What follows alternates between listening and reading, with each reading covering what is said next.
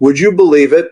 There's a powder, less than $2 a pound. You add it to soil that's completely worn out, the kind where nothing wants to grow anymore, and it can turn that ground into some of the richest, most productive soil you've ever seen. And you only need to use it once. Just once. It'll still be working 2,000 years from now. It's not that fertilizer you have to run to the garden center for every spring. And it's not one of those chemical things that makes the soil lazy. The more you use it, the more the soil depends on it, until even the earthworms can't live there anymore. One change, and it lasts a lifetime. Archaeologists found this stuff in the Amazon rainforest. That land hadn't been farmed since before Columbus was born, and it's still dark, still rich, still fertile. I'm not telling you this to sell you anything. I just think that folks our age who've gardened and farmed for decades deserve to know there's another way. Think about it. The global fertilizer industry makes over $230 billion a year. Pesticides add another $80 billion. Then there's soil conditioners, pH adjusters, microbe boosters, nitrogen supplements. That's another $40 billion. All of them assume one thing: your soil is always lacking something. But we both know that on a fixed income, every dollar counts. What if there was something that let your soil feed itself? What if there was something that built up the microscopic life in your soil so well you'd never have to rebuild it again? And what if that something cost only $2? You use it once, and your neighbor who buys fertilizer every year, his garden won't hold a candle to yours. That's not a fantasy. There are papers, lab tests, field trials. This stuff has been sitting quietly in the forest for thousands of years. We just forgot about it. It's called biochar. People in the Amazon knew how to use it 2,000 years ago. But the fertilizer industry has done everything it can to keep it out of magazines, out of Home Depot, out of everyday conversation. Why? Because if you use it once and it lasts a lifetime, they don't get your money year after year. Let's go back to 1542. A Spanish explorer named Francisco de Orellana took his men into the Amazon. He expected to see the wilderness you'd find on a map, but what he saw stopped him cold. Cities, huge cities, settlements stretching for miles along the river. Some historians estimate millions of people and endless fields of crops growing on land that shouldn't have been able to grow anything. Why? Because every agronomist knows that Amazon soil is terrible for farming. All the nutrients are in the trees. A leaf falls, and the roots grab it right back. The soil itself is thin, sour, and empty. Cut down the trees, and all you have left is red clay. The sun bakes it hard as brick. The first rain washes it away. In the Amazon/and, burn farming gives you 2 or 3 years before the land gives out. Then you move on and burn another patch. But that's not what Orellana saw. He saw permanent cities, generations of families farming the same land. The secret was in the soil. A dark brown, almost black earth, feet deep in some places. They call it terra preta, Portuguese for dark earth. This soil was nothing like the red clay around it. The locals had always known about it and had a name for it. In the early 1900s, European scientists got samples, ran their tests, and were baffled. The microbial activity was off the charts. And here's the strangest part. The soil was getting better on its own. Without anyone tending it, the dark earth was spreading, slowly turning the poor soil next to it into more dark earth. For years, scientists thought soil fertility came from organic matter, rotted vegetable scraps, fish bones, animal remains. Then they did carbon dating on these samples, and the numbers didn't add up. The carbon in that soil was thousands of years old, but it hadn't broken down. Why? Because it wasn't ordinary organic carbon, it was charcoal, biochar. You take wood or plant matter and cook it at low temperatures without oxygen. It doesn't turn to ash. It turns into a porous form of carbon that doesn't rot and doesn't wash away. The Amazon people weren't just dumping their trash. They were deliberately and systematically charring it. They made something that lasts in the soil for 2,000 years. 2,000 years later, their civilization is gone. Their cities are gone. But that soil is still there. Think about that. The garden you leave for your grandchildren, someone could still be using it 2,000 years from now. That's a good feeling. Orellana didn't know what, and for the next 400 years, European scientists didn't know either. The knowledge of how to make terra preta seemed to have died with the people who made it, or at least that's what the fertilizer industry wants you to believe. Now let me tell you why it works. The science isn't complicated. Let's take it slow. If you burn wood in a regular fire,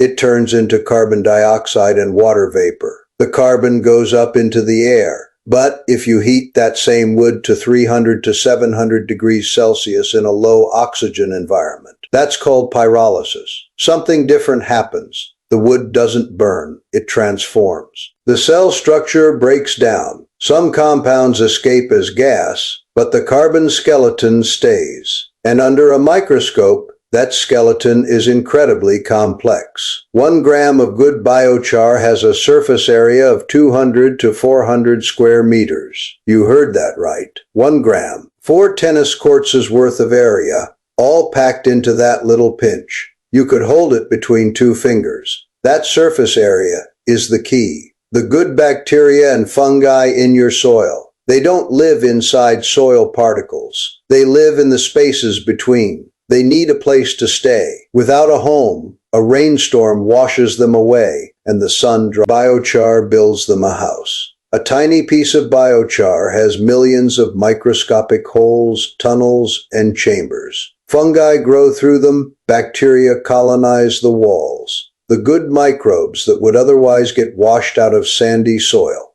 Now they have a permanent home. The number of microbes around a biochar particle is hundreds of times higher than in the untreated soil next to it. Here's the deeper point. Biochar doesn't feed the soil directly. It builds housing for the things that feed the soil. Feeding is something you have to do every year. Housing is a one-time investment. You add chemical fertilizer and you get a spike of nitrogen, and then it's gone. Your plants may grow, but your soil hasn't gotten better. You add biochar, and you've built a permanent ecosystem. The fungi come. They can pull phosphorus out of mineral grains, something plant roots can't do on their own.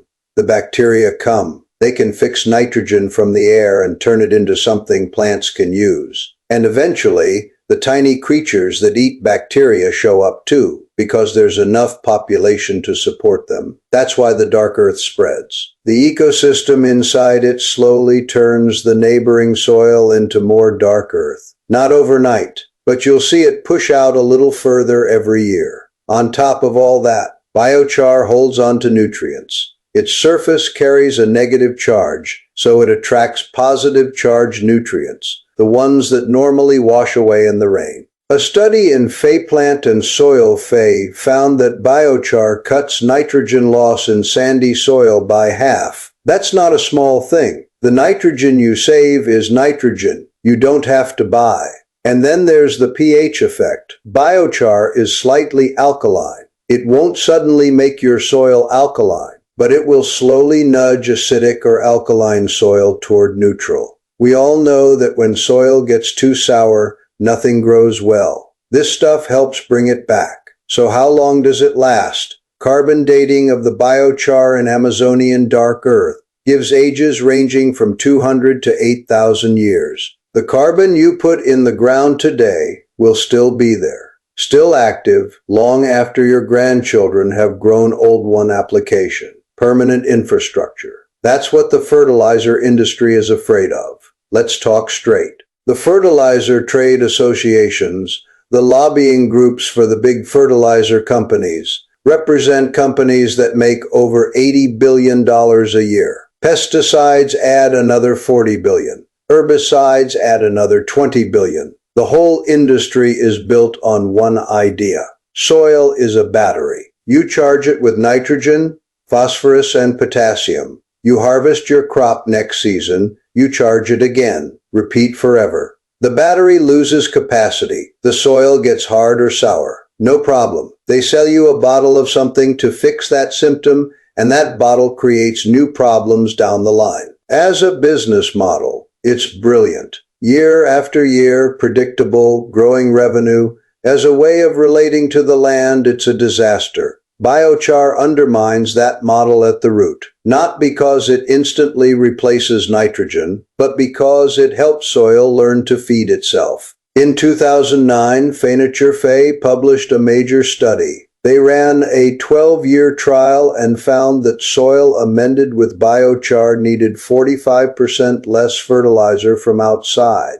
By year 15, synthetic fertilizer wasn't needed at all. Think about that. A product that reduces your customers' purchases by 45%. Is that something you'd promote? Number, it's something you'd bury. And that's exactly what they did. In the U.S., research funding for biochar is less than 1% of the total extension services don't teach it. Gardening magazines that take fertilizer ads don't put biochar on their covers. This isn't a conspiracy. It's just money quietly doing its work. Editors pay attention to advertisers. Extension agents are trained with industry-sponsored materials. Research grants go to projects that align with industry priorities. The result is the same as if someone had deliberately suppressed it. You don't need a bad actor. The knowledge just disappears. But the scientific evidence is solid. The method is simple. The price is almost silly. And yet, most people who farmed their whole lives have never heard of it. That said, the knowledge hasn't disappeared completely.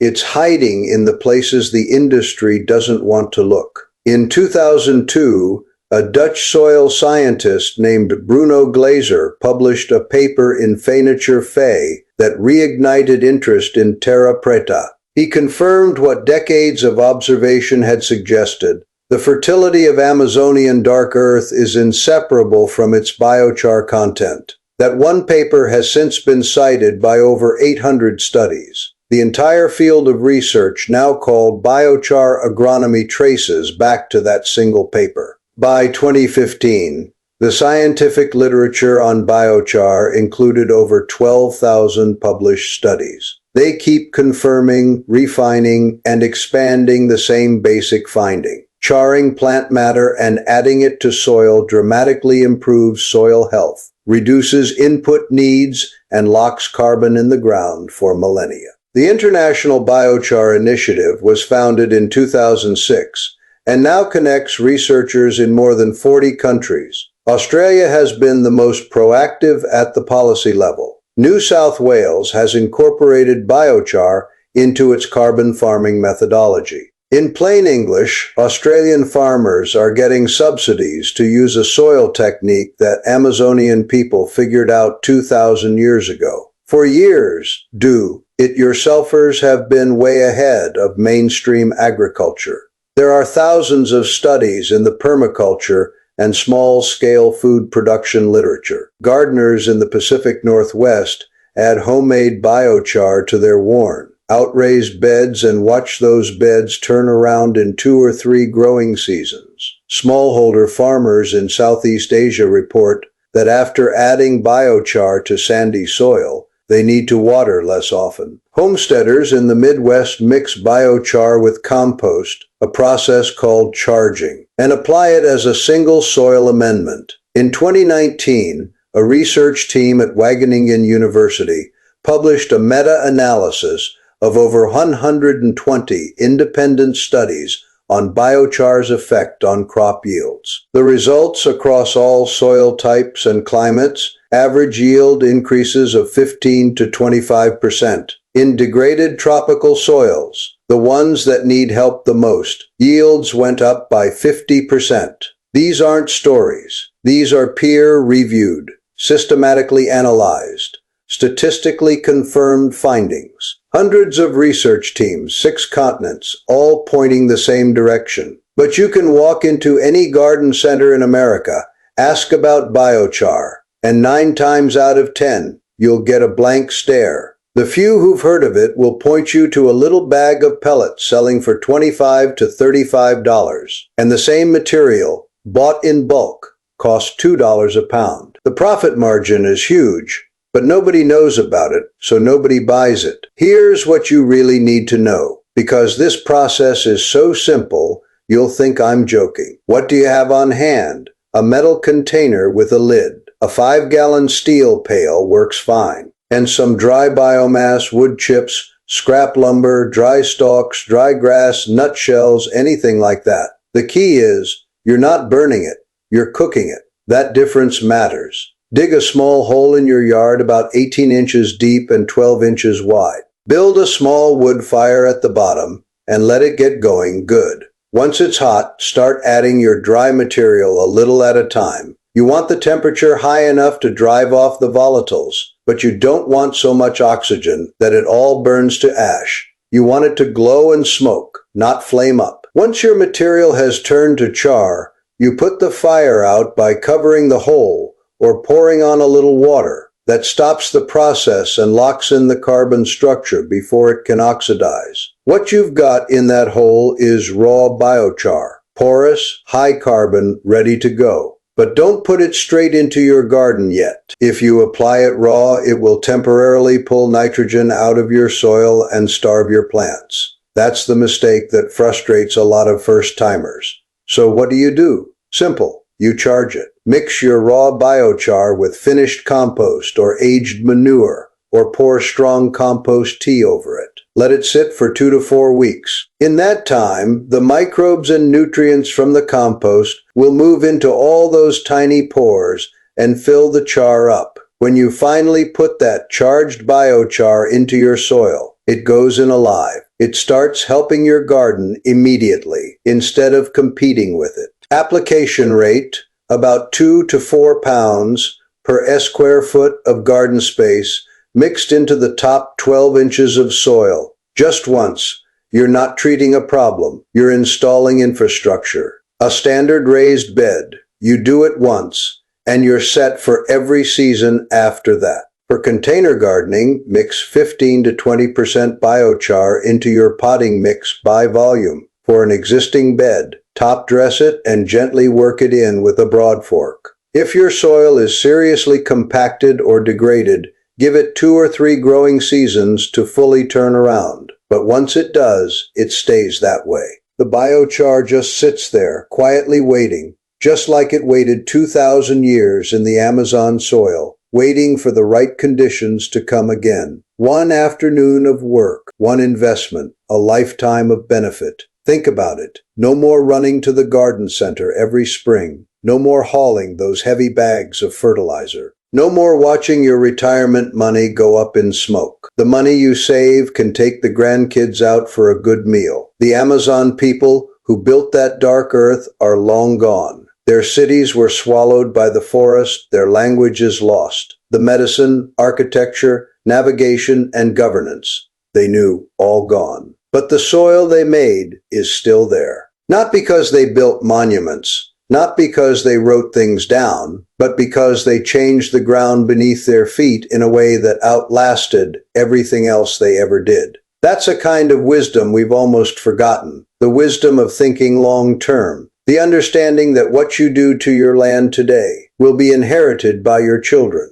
by strangers, by people 2,000 years from. Folks our age understand what it means to leave something for the next generation. What you leave your grandkids doesn't have to be just photos and savings accounts. It can also be a piece of good earth. The fertilizer industry doesn't think that way. They think in quarterly reports. They think about next season's orders. They run a subscription business, one that depends on you always needing more. But soil doesn't need more. Soil needs less. Less disturbance, less chemicals, less annual digging and pumping. What soil needs is the kind of infrastructure that real living systems depend on: stable housing, permanent structures, conditions that let the tiny creatures, the ones that have been doing this work for billions of years, do their jobs in peace. $2 worth of charcoal, an afternoon of your time. That's the knowledge that fed millions of people in the rainforest